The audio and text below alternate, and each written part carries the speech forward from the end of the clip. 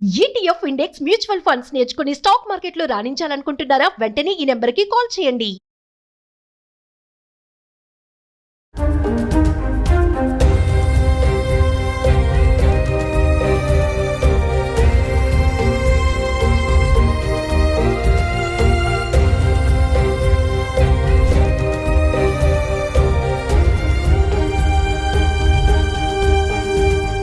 నమస్తే, welcome back to Suman TV. ప్రస్తుతం మనతో పాటు ఉన్నారు పబ్లిక్ స్పీకర్ రజనీరామ గారు. నమస్తే మ్యామ్. నమస్తే నవీన. మేడం, మనం మొన్న ఒక వీడియో చేసాం. ఈ ప్లేన్ క్రాష్ లో కొన్ని ఫ్యామిలీస్ చనిపోయారు, ఒక్కొక్కరిది ఒక్కొక్క రీజన్ అనుకున్నాం కదా. సో కొంతమంది గురించి మాట్లాడుకుంటే ఎటువంటి సంబంధం లేని వాళ్ళు కూడా ఇందులో చనిపోవడం జరిగింది. చాలా దురదృష్టకరం అనమాట. నేను ముగ్గురిని తీసుకుని వచ్చాను. ఇందులో ఒకటేంటి, భార్య భర్తకి కాల్ చేసి చెప్పడము ఏదో అయిపోతుంది అనేసి. ఇంకొకటి ఏంటంటే, ఆటో డ్రైవర్ కూతురు అబ్రాడ్ ఎడ్యుకేషన్ కోసం కూతురుని పంపించాడు. అదే ఫస్ట్ ఫ్లైట్, అదే లాస్ట్ ఫ్లైట్ అయిపోయింది. ఇంకోటి వచ్చేసి, పక్కన బీజే మెడికల్ కాలేజ్ పక్కన ఒక టీ స్టాల్ పెట్టుకున్న మహిళ కొడుకు బాక్స్ ఇవ్వడం కోసం వచ్చాడు. ఆ అబ్బాయి కూడా దహనం అవ్వడం జరిగింది. ఒక్కసారి వాళ్ళ ముగ్గురిని గుర్తు చేసుకుందాం మేడం.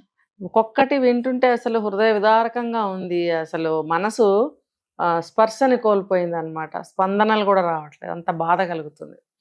నిజంగా చెప్పుకోవడానికి ఈజీగా మనం చెప్తున్నాం, కానీ రియల్గా వాళ్ళు అనుభవిస్తున్న వాళ్ళ జీవితంలో కోలుకోలేని సంఘటనలు ఇవన్నీ కూడా.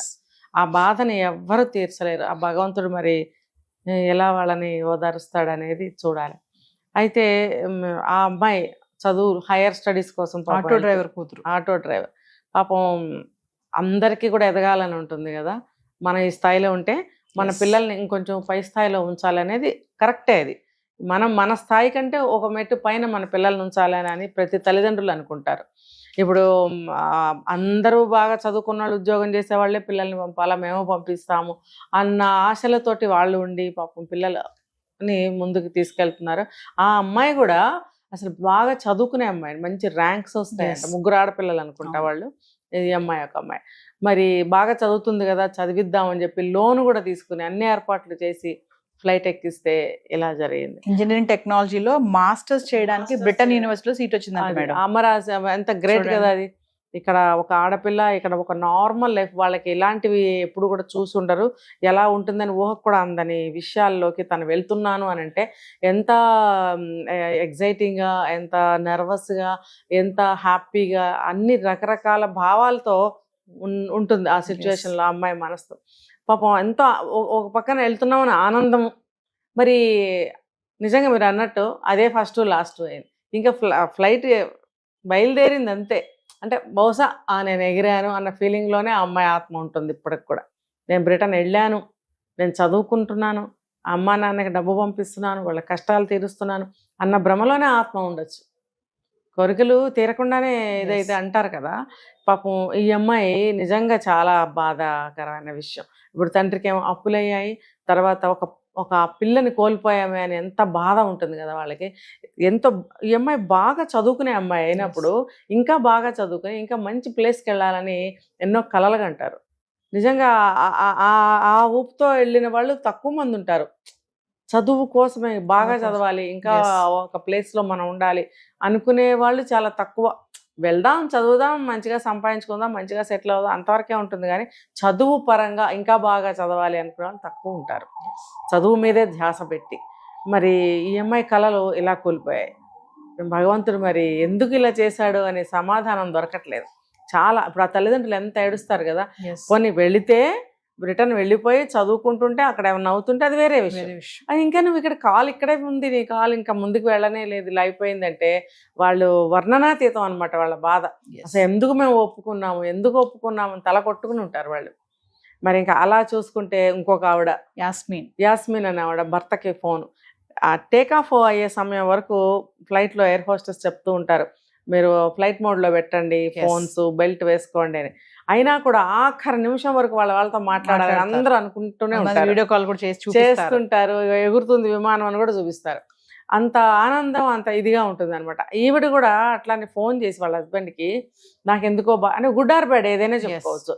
మరి ఆయనకి ఫోన్ చేసి నాకు ఇక్కడ అట్మాస్ఫియర్ నచ్చట్లేదు, ఇదేదో ప్రమాదం జరుగుతున్నట్టుంది అని ఆవిడ భావాలేవో ఆవిడ పంచుకున్నారు. అంటే సిక్స్త్ సెన్స్ ఆవిడకి చెప్పింది, ఇదేదో అవ్వబోతుంది. ఇప్పుడు కొంతమంది జ్యోతిష్యులు ముందుకు వచ్చి చెప్తున్నారు, నేను అప్పుడే చెప్పాను ఇలా అవుతుందని, కమింగ్ డేస్లో ఇంకొక నెల రోజుల్లోనో ఎన్ని రోజుల్లోనో ఇంకొక క్రాష్ జరిగే అవకాశం ఉందని కొంతమంది చెప్తున్నారు. అంటే భయభ్రాంతులు చేస్తుంది అనమాట ఇలాంటి న్యూస్. అంటే ఆయన డ్రాప్ చేసి ఆవిడని రిటర్న్ లో వెళ్తుంటేనే కాల్ వచ్చిందంట మేడం. ఆయన చెప్తున్నాడు, ఒక ఛానల్లో షేర్ చేసుకున్నాడు ఆర్టికల్లో, నేను రిటర్న్ వెళ్తున్నా నాకు కాల్ వచ్చింది, ఫ్లైట్ క్రాష్ అయిపోయింది. నిన్న కూడా మనం ఒక వీడియోలో చెప్పుకున్నాం, ఇలా ఏదైనా మనసు చెప్పినప్పుడు దాన్ని డ్రాప్ అవ్వండి, చాలా మంచిది. ఎందుకంటే నిజంగా అది వెంటనే కాకపోయినా ఒక రోజో 2 రోజులో 3 రోజుల తర్వాత అయినా సరే ఏదో ఒకటి నెగటివ్ జరిగిందని మనకి రానే వస్తుంది న్యూస్. సో మనం అది మానుకోవడం అనేది మంచిది. పాపం ఆవిడకి అలా అనిపించినప్పుడు దిగొచ్చేసినా బాగుండేది. కానీ ఆవిడ ఎవరైనా ఆలోచించేది ఏంటి, ఇది ఇంటర్నేషనల్ ట్రావెలింగ్, వెళ్ళాలి, తర్వాత ఇంత ఖర్చు పెట్టి టికెట్ తీసుకున్నాము, అమ్మో దిగిపోతే ఎలాగా కదా, 2 నష్టాలు కదా, లాంగ్ జర్నీ వెళ్ళాల్సిన అవసరం ఉంది. రెండోది ఇంత ఖర్చు పెట్టి టికెట్ తీసుకుంటాం, రాను పోను కూడా తీసుకోవాలి, ఒకవేళ విజిటర్స్ వీసా మీద వెళ్తే కనుక అంత డబ్బు వేస్ట్ అవుతుంది అన్న ఒక ఆశతోటే పాపం వాళ్ళు ముందుకు వెళ్ళటం జరుగుతుంది. లేకపోతే ఏదో మామూలు బస్సో ట్రైన్ అయితే దిగో వచ్చేస్తారేమో ఒకవేళ. ఇది కాబట్టి చాలా మందికి అనిపించిందని చెప్తున్నారు, మాకు ఈ ప్రయాణం అంత శుభసూచకంగా లేదని చాలా మంది చెప్పారు మనకి. చెప్పినప్పుడు ఎవరో ఏం చేయలేని పరిస్థితి, ముందుకే వెళ్ళాలని అనుకుంటారు అందరు. కాబట్టి అందరు కూడా పాపం బలైపోయారు. అనవసరంగా టీ షాప్ అమ్మాయి ప్యాసింజర్స్ అంతా అయితే చెయ్యని నేరానికి ఎంతమంది బలయ్యారు ఆ మెడి కోసం తీసుకుంటే కూడా. ఇప్పుడు ఈ అమ్మాయి టీ అమ్ముకునే అమ్మాయి కాలేజ్ బయటే టీ స్టాల్ అంటే ఆవిడన్నా పోయిందంటే కాదు, ఆవిడ బాక్స్ ఇవ్వడానికి వచ్చిన కొడుకు పోయాడు. అంటే ఆ శకలాలు విసిరివేయబడటం వల్ల తగలడము, ఆ మంటలకి ఏదో సంథింగ్ జరుగుతుంది, వచ్చి పడిందంట మేడం. అది చాలా ఫోర్స్ గా వచ్చి పడతాయి కదా, అంత ఫోర్స్ గా వచ్చి పడినప్పుడు గుచ్చుకుపోతాయమ్మా. అది ఎక్కడ గుచ్చుకుందో, ఆ బరువు మీద వచ్చి ఈ అబ్బాయిని పడగొట్టిందా, ఆ వేడికి ఈ అబ్బాయి కాలిపోయాడా, ఏదో జరుగుతుంది అక్కడ. ఇంకొకటి కూడా మనం విన్నాం, మెడికల్ కాలేజ్ మీద పడింది కదా, ఒక తండ్రి చెప్తున్నాడు వాళ్ళ పాప కూడా ఇంజ్యూర్ అయిందంట. కాకపోతే వాళ్ళందరినీ అక్కడ నుంచి వెకేట్ చేయమంటున్నారు, మొత్తం ఆ కాలేజ్ అంతా ఖాళీ చేయాలంటే అతను ఏడుస్తూ రిక్వెస్ట్ చేస్తున్నాడు, నాకు టైం ఇవ్వండి, మా పాప ఐసీయూలో ఉంది అని ఏడుస్తూ అడుగుతున్నాడు. చాలా బాధగా ఉంది ఆ వీడియో వింటే. కొంచెం టైం ఇవ్వండి అని అడుగుతున్నాడు ఆయన. ఇమీడియట్లీ వెకేట్ చేసేయండి అని చెప్పి అందరినీ ఖాళీ చేపిస్తున్నారు, స్టూడెంట్స్ నే కానీ ప్రొఫెసర్స్ నే కానీ అందరినీ కూడా. అంటే మేడం ఈ ఇన్సిడెంట్ ఓవరాల్ గా చూసుకుంటే సంబంధం ఉన్న వాళ్ళు, సంబంధం లేని వాళ్ళు, ఫ్లైట్ లో జర్నీ చేసే వాళ్ళు, అసలు మెడికోస్ అయితే ఇంక చెప్పాల్సిన అవసరం లేదు. సంబంధం లేని వాళ్ళు చనిపోవడం అనేది అతి దారుణం. ఇందులో శాపగ్రస్తులు అనమాట. అది అంటాం కదా, ఏనాడు చేసుకున్న పాపమో కర్మో అంటారు, ఇప్పుడు అనుకోవాల్సి వస్తుంది. లేకపోతే నాకేం సంబంధం రా బాబు, నాకేం బాధ్యత ఉంది, నేనెక్కడున్నాను నువ్వెక్కడున్నావు అనే పరిస్థితే కదా వాళ్ళది. ఆ తల్లి కూడా 50% ఆవిడ కూడా ఇప్పుడు సీరియస్ గానే ఉందంట. ఆవిడ ఎన్ని కోట్లు ఇస్తే మాత్రం ఆ బిడ్డలు వస్తారండి, రారు కదా. ఇప్పుడు 1 కోటి రూపాయలు ఇచ్చినా 10 కోట్లు ఇచ్చినా ఓకే, మాకు అది ఆదుకుంటుంది, లైఫ్ బాగానే ఉంది, మా బిడ్డ రాదు కదా. విక్టిమ్స్ అంటున్నారు మేడం, ఎవరైతే హోల్డర్స్ ఉంటారో ఇస్తున్నారు మాకు ఎక్స్గ్రీషియా, ఇట్స్ ఓకే, టాటా వాళ్ళు కూడా ఇస్తున్నారు, కాకపోతే మాకు మనిషి రాడు కదా, మీరు డబ్బు ఇస్తే మాత్రం నా భర్త వస్తాడా, నా కొడుకు వస్తాడా, నా తల్లి వస్తుందా, నా భార్య వస్తుందా అని చెప్పి ప్రశ్నిస్తున్నారు అందరూ. పెద్ద వయసులో ఆదుకోవాల్సిన పిల్లలు లేనప్పుడు డబ్బు ఎంతవరకు ఆదుకుంటుందంటే, మన కాళ్ళు చేతులు ఆడినంత వరకు డబ్బు మనకి ఉపయోగపడుతుంది, డబ్బు మన ఆదుకుంటుంది. కాలు చేయి ఆడని పరిస్థితుల్లో ఎంత డబ్బు ఇచ్చినా కూడా ఒక మనిషి కావాలండి, ఒక మనిషి కంపల్సరిగా కావాలి. వాళ్ళని వాళ్ళు కోల్పోయినప్పుడు వాళ్ళకి ఎంత వెల్తీ, ఎంత బాధ. గవర్నమెంట్ ఏం సమాధానం చెప్తుంది? ఇలాంటి ఫ్లైట్స్ని అసలు నడపకూడదండి. ఎయిర్ ఇండియా అసలు చాలా కాలం నుంచి ఇదే పరిస్థితిగా ఉంది. అవి రిపేర్ చేయించినా కూడా ఓల్డ్ ఈజ్ ఓల్డ్ అండి. Thank you.